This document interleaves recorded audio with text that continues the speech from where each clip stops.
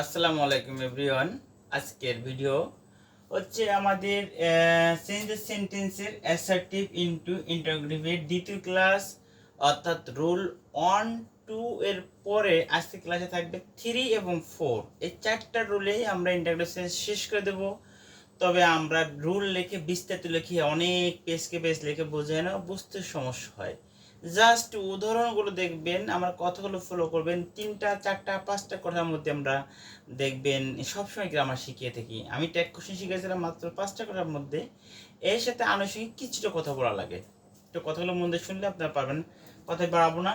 আসেন 3 নম্বর রুল হচ্ছে interrogative sentence কীভাবে করতে হয়। মনে রাখবেন, ইন্টারোগেটিভ সেন্টেন্স করার সময় দেখবেন প্রথমে নেগেটিভ ওয়ার্ড আছে কিনা, অর্থাৎ এন ও দিয়ে কোনো ওয়ার্ড, যেমন nobody, N O B O D Y, nobody, C A double L,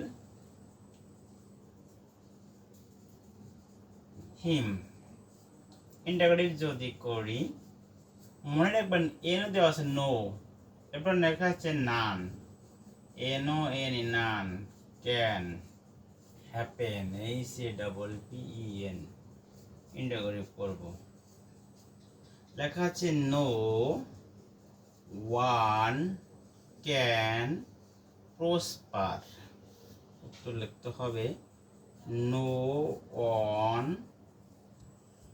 can prosper, PROSPER, without education, EDUCATION, full stop, interrogative.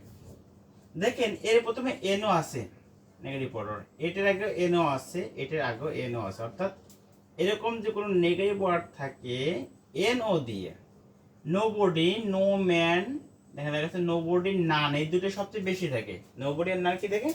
বেশি থাকে। Nobody, none, no man, no person, no nation, no student, যদি এইগুলো থাকে তাহলে শুধুমাত্র এর পরিবর্তে হু বসে। এইটুকুর পরিবর্তে কি হয়? হু বসে, বাকি সব বসে যায়। CALLED, কল্ড হিম।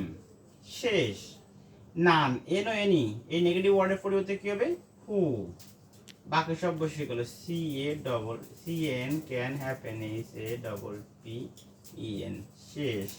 আবার দেখেন এন ওদের লেখা আছে, অর্থাৎ nobody, none, no man, no person, no student, N O থাকা লাগবে। নাইদার এগুলো থাকলে হবে না। সিলডম, লিটল ফিউ, এগুলো নেগেটিভ ওয়ার্ড, এগুলো থাকলে হবে না।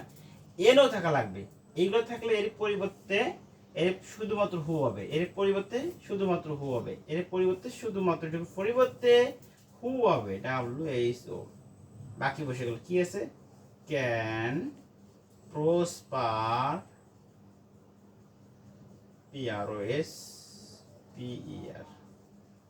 With out education, EDUCATION।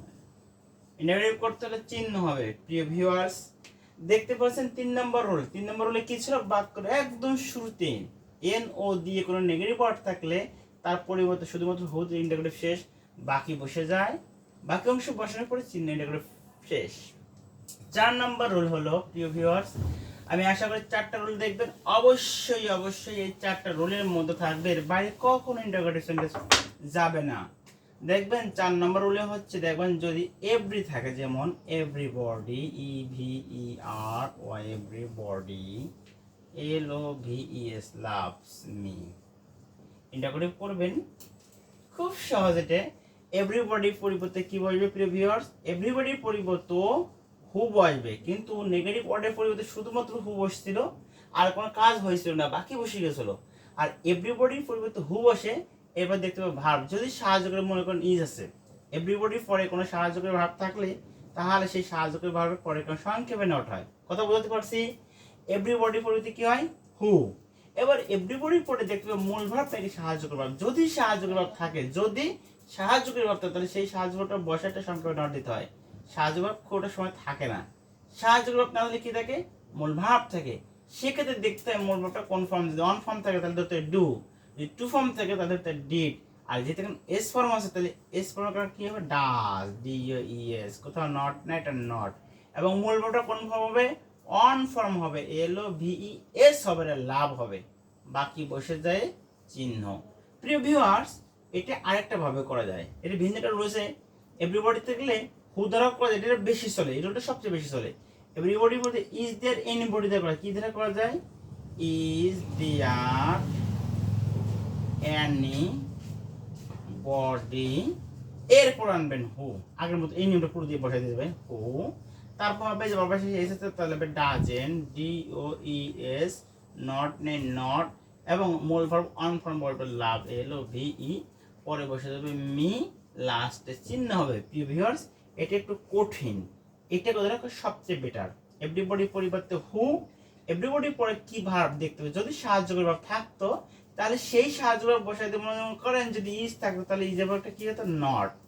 আর যেহেতু সাহায্যকারী ভার্ব নাই তাহলে কি আছে? মূল ভার্ব। সেক্ষেত্রেও দেখতে হবে মূল ভার্বটা কোন ফর্ম, যদি অন ফর্ম হয় তাহলে হয় ডন, টু ফর্ম থাকলে ডিডেন্ট, এস থাকলে ডাজেন্ট। যেহেতু ভার্ব শেষে এস আছে তাহলে নিশাম ডাজেন্ট, এবং মূল ভার্বটাকে অন ফর্ম করলাম, বাকি বসে যায় প্রশ্নবোধক চিহ্ন। যদি এভাবে না করেন তাহলে এভাবে করা দিয়ে ইজ দেয়ার এনিবডি, এটা বাড়তি না লাগে, এর থেকে এটা কি না লাগে, এইটুকু শুধু বাড়তি, ইজ দেয়ার এনিবডি এটি শুধু বাড়তি না লাগে, আর বাকিটা আবার ঠিক আগের মতো এটুকু আবার ঠিক এভাবে এটুকু বসাই দিলে হয়ে যায়। ভিউয়ার্স, ইন্টারগ্রেট সেন্টেন্স করার জন্য 4টা রুল এনাফ, খুব মন দিয়ে দেখলে 4টা শেষ হয়ে যাবে। ওকে, আল্লাহ হাফেজ, ভালো থাকবেন।